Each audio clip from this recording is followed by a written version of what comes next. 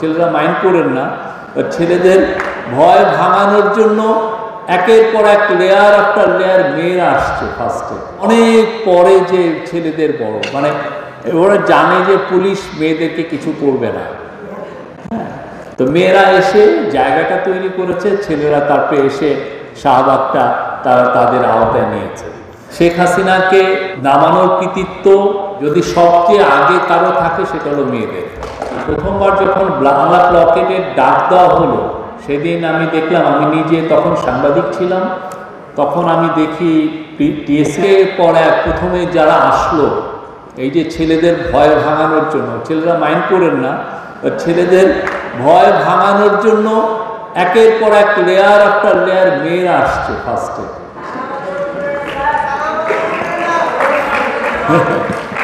এটা সত্য, আমি নিজে, যেটা আমার এখন ওই ভিডিওটা আছে, আমি তো আর নাই, এটা সত্য। ওরা আসেন একের পর এক, আমাদের মেয়েদের খালি প্রসেসন, অনেক পরে যে ছেলেদের বড়, মানে ওরা জানে যে পুলিশ মেয়েদেরকে কিছু করবে না। তো মেয়েরা এসে জায়গাটা তৈরি করেছে, ছেলেরা তারপরে এসে শাহবাগটা তারা তাদের আওতায় নিয়েছে। জুলাইয়ের যে আপরাইজিং, গণ অভ্যুত্থান, এতে যে মেয়েদের যে কন্ট্রিবিউশন, এটা আসলে আমার মনে হয় এটা নিয়ে ডিজার্ভস অনেকগুলো বই দরকার।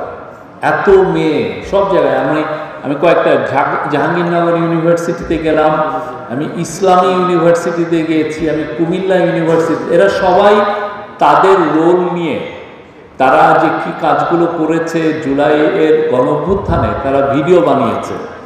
এবং ওই ভিডিও থেকে দেখবেন যে প্রত্যেকটা জায়গায় মানে মেয়েদের সরব প্রেজেন্স।